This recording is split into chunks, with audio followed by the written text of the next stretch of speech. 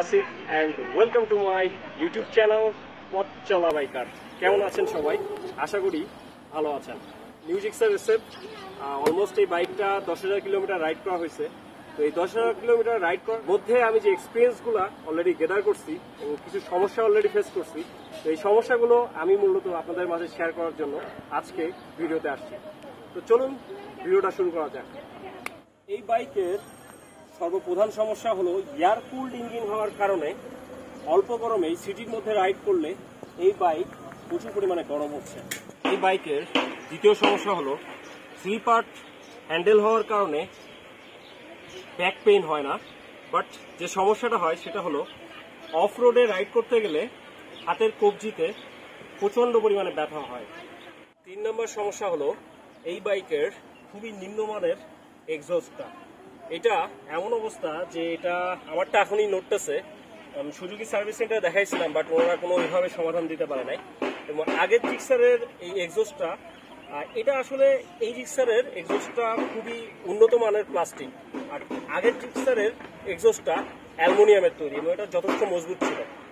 Number 4, new Gixxer SF এ FI engine হওয়ার কারণে fuel যদি একটু খারাপ পড়ে তাহলে অনেকের কাছ থেকে কমপ্লেন পাওয়া যাচ্ছে যে বাইকে একটা সাউন্ড হচ্ছে বা নয়েজ হচ্ছে। বাট আমারটা কার্বোরেটর, আমারটাতে এই ধরনের আসলে সমস্যা আমি এখন ফেস করি নাই এবং আমি ভালো ফুয়েলটাই ব্যবহার করছি। তো হয়তো এই কারণে হয়তো কোনো সমস্যা এখন পর্যন্ত আমি ফেস করি নাই। 5 নাম্বার, এফআই ইঞ্জিনে অনেকে এই বাইকে মাইলেজ পাচ্ছে 40 থেকে 42 বা অনেকে পাচ্ছে 45, বাট আমি আমার কার্বোরেটরে পাচ্ছি 48 থেকে 50। এটা কিভাবে সম্ভব? এটা কোনো সমস্যা না, বাট এফআই ভালো নাকি কার্বোরেটর ভালো, এটা নিয়ে প্রশ্ন থেকেই যায়। এই ছিল নতুন জিক্সারের 5টা সমস্যা। আর এই 5টা সমস্যা মনে করলে সমস্যা, আর যে কোনো সমস্যারই তো সমাধান আছে। এই সমস্যাগুলোর সমাধান কি? তো চলেন মোটোব্লগ করতে বলি। তো মোটোব্লগ করতে করতে আবার আপনাদের সঙ্গে কথা শুরু করলাম, আর এখন চলে আসলাম অফ রোডে বাইক রাইড করতে।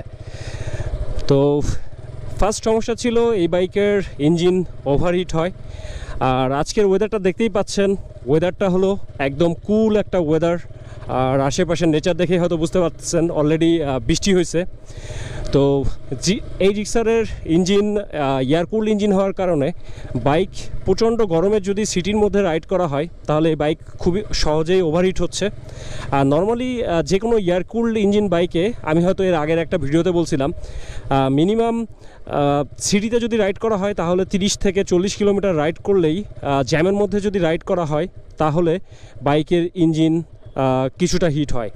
তো সেক্ষেত্রে আসলে মিনিমাম 20 থেকে 25 মিনিট যদি একটা রেস্ট দেওয়া যায় তাহলে আর এই ওভারহিট থেকে বাইক আবার আগের পারফরমেন্স ফিরে পাবে।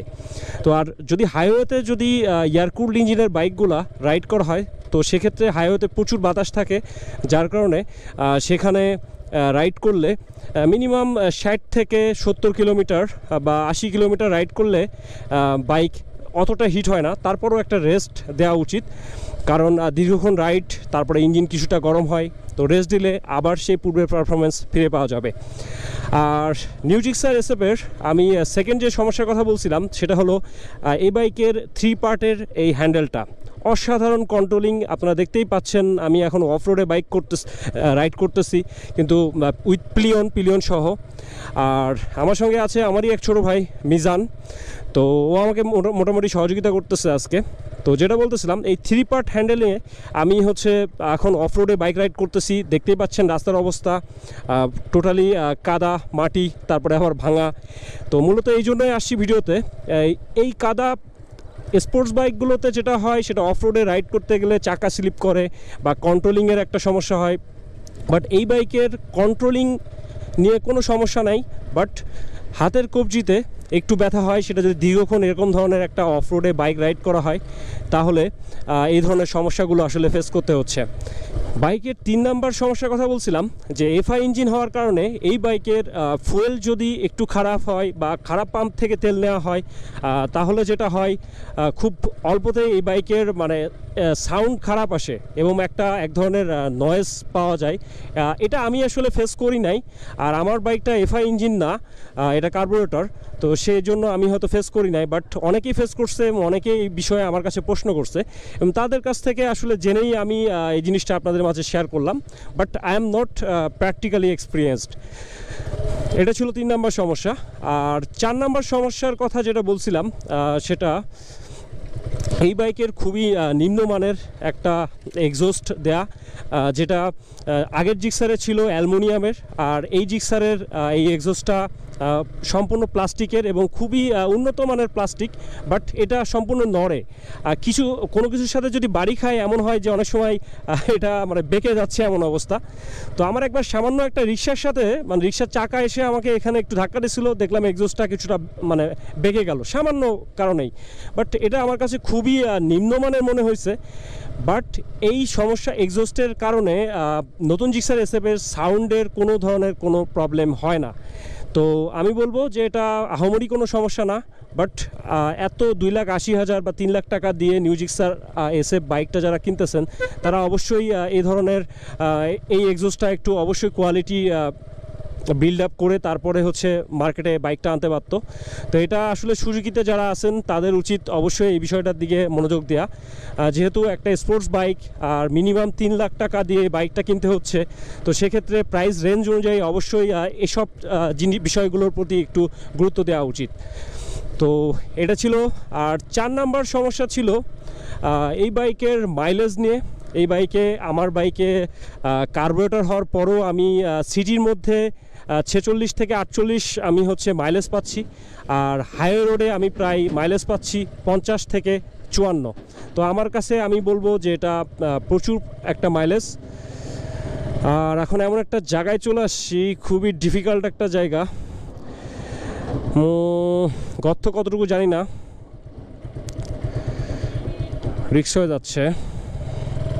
আমি একটু বেশি রিস্ক নেই, আর একটু।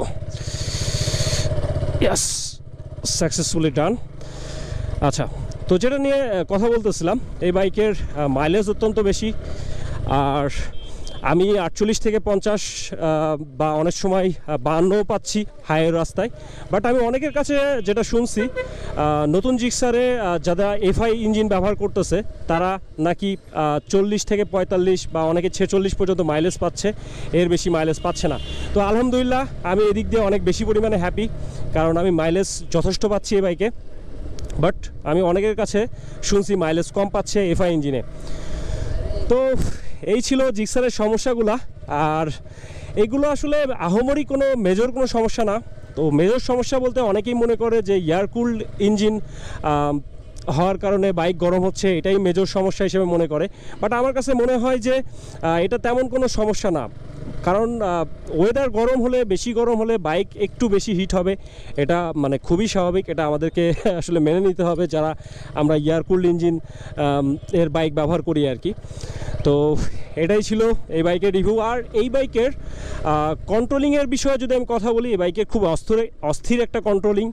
আর আমি পাহাড়ি রাস্তায় রাইড করছি, আমি বান্দরবনে রাইড করছি, খাগড়াছড়িতে রাইড করছি, সাজেকে রাইড করছি, তো আমি কক্সবাজার মেইন ড্রাইভে রাইড করছি। আর এই বাইকের পারফরমেন্স খুবই ভালো পাইছি।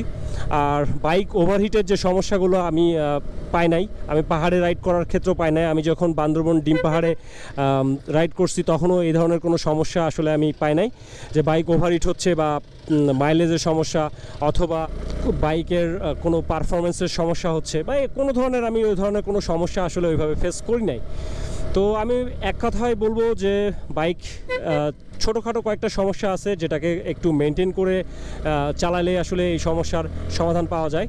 আর অনেকে এই বাইকের টপ স্পিড সম্পর্কে জানতে চাইছেন। আমি এই বাইকের টপ স্পিড উঠাইছি 123 পর্যন্ত উঠাইছি ঢাকা মাওয়া হাইওয়েতে। তো যথেষ্ট টপ স্পিড। আর মোটামুটি ওভারঅল আমার কাছে মনে হয়েছে নিউ জিক্সার এসএফ এক কথায় সুপার ডুপার বাইক। বাট আমার কাছে মনে হয়েছে যে এই বাইকের যদি প্রাইসটা যদি একটু কম হতো তাহলে একটু মানসম্মত হতো বেশি। তো এটাই বলবো।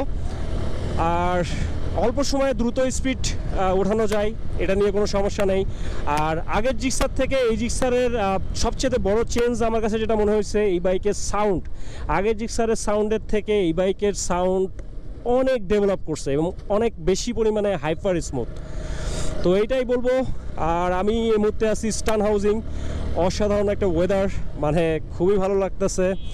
আর অনেক দিন পরে আসলে ব্লগ করতেছি, আর বাইকের রিভিউ না, আসলে নিজের এক্সপিরিয়েন্সগুলো শেয়ার করতেছি, খুবই অসাধারণ লাগতেছে। তো এই ভিডিওটা এই পর্যন্তই।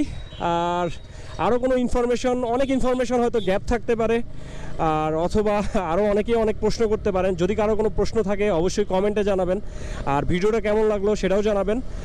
আর যদি কোনো আপনার কোনো অভিজ্ঞতা থাকে এই বাইকের, সেক্ষেত্রে অবশ্যই শেয়ার করবেন।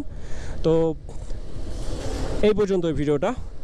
এখনও যারা আমার চ্যানেলকে সাবস্ক্রাইব করেননি, এখনই সাবস্ক্রাইব করে ফেলুন এবং সঙ্গে থাকা বেল বাটনটা প্রেস করুন। তো পথ চলা বাইকার বিদায় নিচ্ছে, টাটা, সবাই ভালো থাকবেন।